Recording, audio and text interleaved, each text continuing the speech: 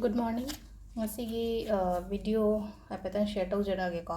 Ado yumja ke share numit ko yumja ke se color na green lere ko first ko haide ko na set ka daba color haraga de asang balere atuga number ige kana khalaga de ko 104 se ibbi ko haide numit ki oina lucky number lucky color ko ado ko first apagi card ki messaging minara se aduga ai timing so haidara age ko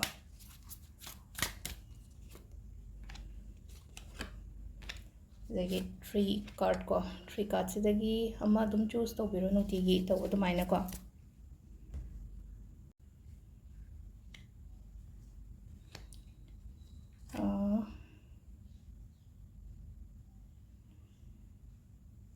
se de lere ko ko gi card ahum se ko card ahum se khoi first ki la ise ko 9 of wands haina la e ado sida akoigi 9 of wands ki message se kari no hai matam se da ko adi kitang hojik se hai tare ko ishada kara interest hanba hai tare ko interest hanba ni khangde kaino koina ai demotivate ko bo oirok do hadi thabak ama oidaba matam da adu tobiba yade ko hadi adu tobiba yade hadi thajo ishada ko ishada thajaba thambiba hai tare ko hadi trust yourself ko hadi aina aingona thajaba thambiba aido oini ko aido ngamni ko habagi confidence lebiyoba hadi sida hai tare ko aina kai gumba maning halaga lepaga leithokraga di aingonda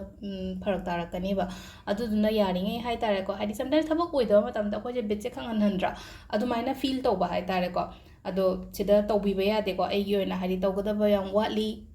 hadi aina tawdoriba mayam se hai tare ko khara adum nakshal eba hadi mai paglakadaba ka hai tare ko mai paglakani soidana aduduna hadi keno ma tawba matam da hadi maning hanbi kano give up tawbi kano yam ka hana khanjan ngano ko adu number 2 ki ko hadi 4 of 1 sina kai no hai kan sina 4 of 1 gi laiba message se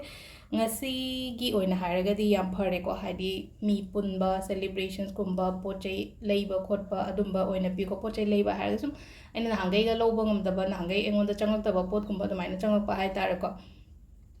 last ki sina hadi wall dai ko hadi wall se so amuk positive card ti oi ko hadi positive card ama oi ba haraga di hadi ai se afaba face amada changakpa hai tare ko afaba face amada kaida changakpa nungai ai phaba ke ka mayam se hadi ai imungda chang o hai na piba matam neba hadi ngasi se sum hai tare ko hadi nungti gi oiram ne na hadi ngasi se keno ma afabam lakpa hai tare ko ai gi damakta thabak ni khangde ingkhang ni khangde mating ni khangde ko adumaina hai tare ko ado sida lere khoi card message sina aduga timing se ayuk ki pung 3 ga minute 58 dagi na ko 9 ga minute 5 phawm lere ko aduga 8 ga minute 38 dagi na 13 ga minute 10 phawm lere adagi mu 2 ga minute 35 dagi na